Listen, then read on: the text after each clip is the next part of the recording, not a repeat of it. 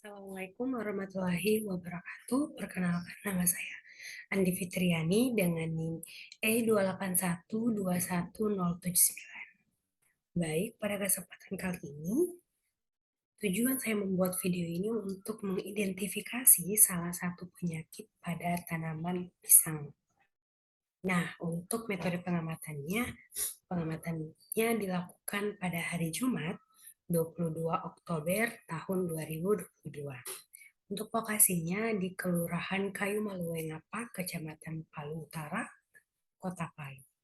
Nah, pada identifikasi tersebut yang saya amati adalah tanaman pisang dan juga petani sekaligus narasumbernya itu eh, bernama Ibu Kusiana. Jadi ketika saya mewawancara, Ibu Kusiana mengatakan bahwa selama ia menanam pohon pisang, penyakit yang sering ia jumpai yaitu layu pada daunnya. Nah, layu pada daun ini disebut dengan Fusarium wilt atau layu fusarium. Nah, penyakit layu fusarium atau sering disebut penyakit Panama pada tanaman pisang merupakan penyakit paling berbahaya yang menyerang tanaman pisang. Penyakit ini dapat menyebabkan kerugian lebih dari 35%. Nah, organisme pengganggu tanaman ini adalah jamur Fusarium Oxysporum FSP cubense atau disingkat dengan FOC. Nah, penyakit ini yang menyebabkan jamur ini yang menyebabkan kelayuan pada tanaman.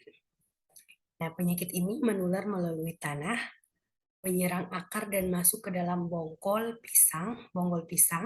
Di dalam bonggol ini jamur merusak pembuluh sehingga menyebabkan tanaman layu dan akhirnya mati. Cendawan masuk melalui luka pada akar, kemudian berkembang merusak jaringan pembuluh kayu silem. Benang-benang cendawan atau miselium terutama terdapat dalam sel, khususnya terdapat dalam jaringan pembuluh kayu. Nah, akibat kerusakan dan adanya miselium ini dalam jaringan tersebut, sehingga transportasi makanan dan air terganggu, sehingga tanaman menjadi layu dan mati. Gejala penyakit layu fusarium. Nah, ketiga gambar ini merupakan contoh gambar yang uh, langsung saya ambil di kebun Ibu Kusiana, yang mana gejala penyakitnya itu layu. Nah, apa sih gejala penyakit layu fusarium? Itu yang pertama, menguningnya daun pisang dari mulai daun yang tua, menguning mulai dari pinggiran daun. Setelah itu yang kedua, pecah batang, perubahan warna pada seluruh pembuluh. Ada setelah itu yang ketiga, ruas daun memendek. Yang keempat, perubahan warna pada bonggol pisang. Yang kelima, biasanya batang yang terserang mengeluarkan bau busuk. Nah, pada gambar ini memang masih beberapa helai daun yang terkena jamur tadi, dan batangnya juga belum belum mengeluarkan bau busuk, tapi dari kelihatannya saja batangnya itu sudah mulai warna kecoklatan dan mungkin itu sudah jamurnya sudah mulai menyebar. Bagaimana sih pengendalian dari penyakit layu fusarium ini? Nah, penyakit ini tidak bisa diobati. Yang bisa dilakukan adalah pencegahan. Nah, jadi kalau misalkan tanaman itu sudah mengalami layu fusarium, itu sangat minim untuk diobati. Nah, akan tetapi kita bisa mencegahnya supaya tidak menyebar kepada tanaman lain. Dengan cara apa? Yang pertama, dengan cara buang dan bakar tanaman pisang yang sudah terlanjur terserang penyakit ini. Jadi alangkah baiknya kalau kita misalkan sudah lihat daun pisang atau pohon pisang yang sudah ada uh, gejala atau tandanya kalau ini sudah terkena penyakit layu fusarium, alangkah baiknya kita buang dan bakar tanaman pisang tersebut. Nah, setelah itu menanam lebih dari satu varietas atau menanam bibit yang sehat.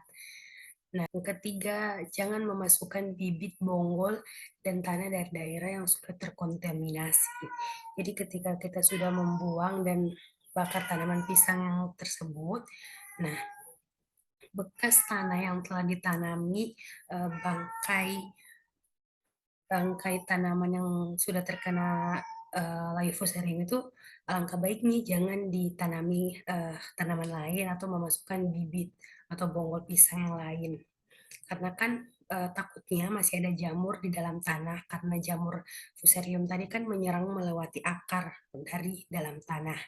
Nah, yang keempat, gunakan bibit yang bebas penyakit hasil kultur jaringan. Ya, di mana perbanyakan tanaman atau hasil tanaman dari kultur jaringan itu sangat banyak keunggulannya ya. Salah satunya yaitu dia bebas dari hama dan penyakit. 5. Bersihkan gulma di sekitar area pertanaman. Nah, karena gulma ini sama tanaman kita itu akan bersaing untuk menyerap unsur hara atau nutrisi dan air dalam tanah. Sehingga kalau misalkan gulma itu banyak, nah yang pasti dia akan menyerap air dan nutrisi lebih banyak sehingga tanaman kita menyerap air dengan nutrisi itu sangat minim. Nah, sehingga proses pertumbuhannya itu berkurang. Nah, yang keenam adalah tanam jenis pisang yang tahan terhadap penyakit FOC, yaitu ada ketan, ada tanduk, ada raja kinalun, dan muli. Terus yang ketujuh menggunakan agensi hayati seperti Trichoderma sp dan Gliocadium sp dan Pseudomonas fluorescens. Ini lanjut. Selanjutnya yang terakhir yaitu sumber. Jadi materi tadi saya ambil dari kedua sumber ini yaitu tentang Leucosphaerium. Ya, jadi mungkin hanya itu identifikasi penyakit yang ada pada salah satu penyakit yang ada pada tanaman pisang yang bisa saya sampaikan. Lebih dan kurangnya saya mohon maaf. Wabillahi taufiq wal hidayah. Wassalamualaikum warahmatullahi wabarakatuh.